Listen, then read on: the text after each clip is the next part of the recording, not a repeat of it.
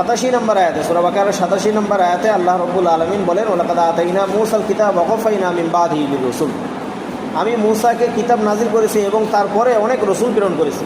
ওয়া আতাইনা ঈসা ইবনে মারইয়ামাল বাইয়িনাত, ঈসা ইবনে মারইয়াম, ঈসা আলাইহিস সালামের নিকট অনেক মুজিজা, অনেক নিদর্শন দিয়েছি। ওয়া আইয়াদনাহু বিরূহিল কুদুস, এবং জিবরাইল আলাইহিস সালামের মাধ্যমে তাকে সহযোগিতা করেছি, শক্তিশালী করেছি।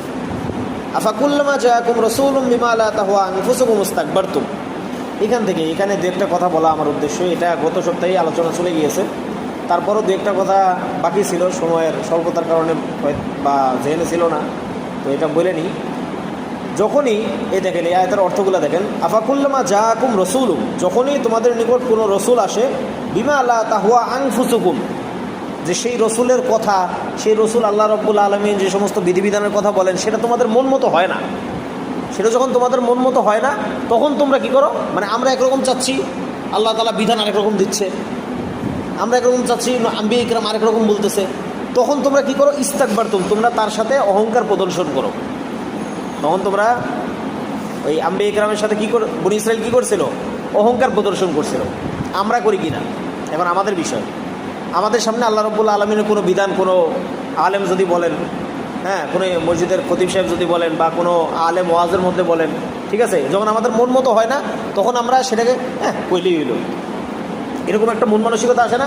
দেখেন বনী ইসরাইলের সেই মানে কালচার আমাদের মধ্যে আছে কি না, যদি থাকে তাহলে এটাকে বের করতে হবে, থাকলেই হবে না, আছে থাক, তাহলে তো বনী ইসরাইল আর আমাদের মধ্যে পার্থক্য হইল না, ঠিক আছে না?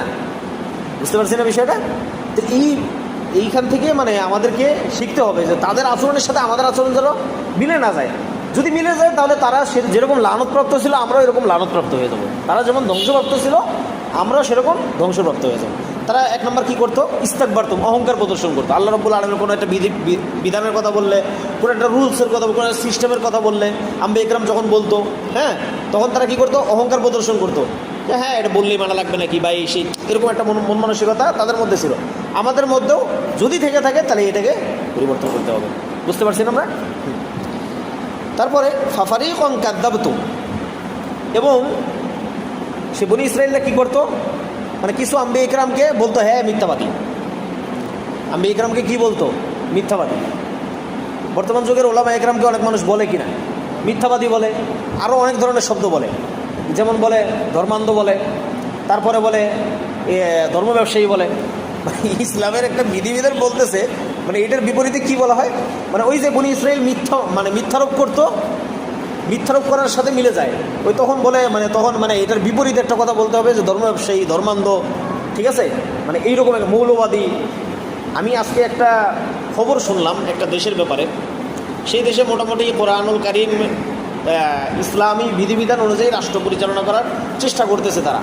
তো সেটার ব্যাপারে আমাদের বাংলাদেশের একজন বাংলাদেশের একটা মিডিয়া, সেখানে সে বলতেছে স্পষ্টভাবে যে তারা কঠোর আইন প্রয়োগ করতেছে, ইসলামের এই বিধানগুলোকে, ইসলামী সিস্টেমে রাষ্ট্র পরিচালনাকে, এটাকে একজন বাংলাদেশি সাংবাদিক সে উপস্থাপন করতেছে কঠোর বিধিবিধানের মাধ্যমে রাষ্ট্র পরিচালনা করতেছে। তাহলে তার এটা দ্বারা এটা বোঝাচ্ছে যে আল্লাহ তাআলার বিধান যেটা, সেটা মানুষের জন্য গ্রহণ করা সম্ভব না। বুঝতে পারছি আমরা? এই যে বনী ইসরাইলরা কাযযাবতুম বলতো, মিথ্যারোপ করতো, আর এরা কি করতেছে যে না এটা কঠিন আইন, এটা মানা যাবে না। তো বনী ইসরাইলের সাথে এদের মিল আছে কিনা? তো আমাদের এই মিল যদি থেকে থাকে, আমাদের এই মন মানসিকতা যদি এরকম থেকে থাকে, এই মন মানসিকতাকে পরিবর্তন করতে হবে। বুঝতে পারছি না? ও ফারিকুন তাতরুন, এবং কত বনী ইসরাইলে আরেকটা কাজ করতো, সেটা হলো, এবং কিছু কিছু আম্বিয়া ইকরামকে হত্যা করছে। জাকারিয়া আলাইহিস সালামকে হত্যা করছে, ইয়াহইয়া আলাইহিস সালামকে হত্যা করছে, ঠিক আছে। তো এই যুগেও দেখা যায় যে যখন কোনো আলেম সঠিক ইসলামের বিধান আলোচনা করে, যখন কোরআনের বিধান আলোচনা করে, যখন মন মতো না হয়, ঠিক আছে, কিছু কিছু উলামা ইকরামকেও হত্যা করা হয়, ঠিক আছে। আমাদের দেশে না হইলেও অন্যান্য দেশে হয়, ঠিক আছে। যাই হোক, তো এই তিনটা আচরণের কথা আল্লাহ রাব্বুল আলামিন এখানে বলেছেন আমাদেরকে শিক্ষা দেওয়ার জন্য, এই যে বনী ইসরাইলের এই আচরণগুলো আমাদের ভিতরে যেন না আসে। এক নম্বরে হইলো আল্লাহ রাব্বুল আলামিন কোনো বিধান সামনে আসলে অহংকার প্রদর্শন করা যাবে না, সেটাকে হটকারিতার স্বরূপ বা হিংসা করে, সেটা থেকে হিংসার কথা সামনেও আসতেছে। যাই হোক, দ্বিতীয় নম্বর, সেটাকে ওই যে বনী ইসরাইলরা নবীদেরকে মিথ্যাবাদী বলতো, আর আমরা মিথ্যাবাদী বলি না, আমরা উলামা ইকরামকে মিথ্যাবাদী বলি না, আমরা বলি যে ধর্মান্ধ, তারপরে মৌলবাদী, তারপরে আরও এই জাতীয় শব্দ ব্যবহার করি না, এই জাতীয় শব্দ ব্যবহার করি।